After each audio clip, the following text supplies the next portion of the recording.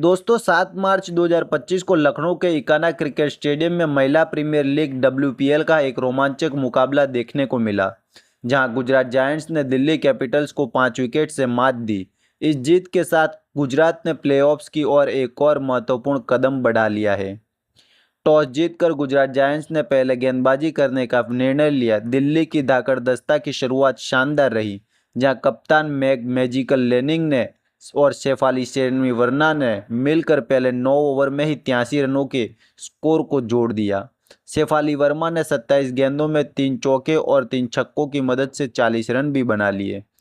इसी के साथ मैग लेनिंग ने भी 57 गेंदों में 15 चौके लगाए और एक शानदार छक्का लगाया, जिसकी बदौलत उन्होंने 92 रनों की एक शानदार पारी खेली, लेकिन वह शतक से चूक गई। दिल्ली ने निर्धारित 20 ओवर में 5 विकेट खोकर के 177 रनों का स्कोर बना लिया, जिसे पार पाना टीम गुजरात जायंट्स के लिए बहुत मुश्किल होने वाला था। 178 रनों के लक्ष्य का पीछा करने उतरी गुजरात की श्रेणियों की शुरुआत धीमी रही। कप्तान एशले आक्रामक गार्डन और एंड्रेडा धमाकेदार डॉट इन जल्दी पेवेलियन लौट गई, लेकिन हरलीन हिम्मती देओल ने एक छोर संभाले रखा और 47 गेंदों में 8 चौके और एक छक्के की मदद से 65 रन बनाए।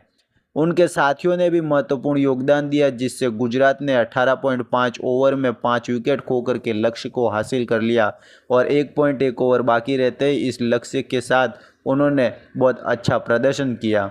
दिल्ली कैपिटल्स की ओर से 92 रन बनाए मैजिकल लेनिंग ने और शेफाली वर्मा ने बनाए 40 रन। गुजरात जायंट्स की तरफ से हरलीन हिम्मती देओल ने मेघना महारथी सिंह ने 3 विकेट लिए। इस जीत के साथ गुजरात जायंट्स ने प्लेऑफ की दौड़ में अपनी स्थिति मजबूत की है, जबकि दिल्ली कैपिटल्स को अपनी रणनीतियों पर पुनर्विचार करना होगा।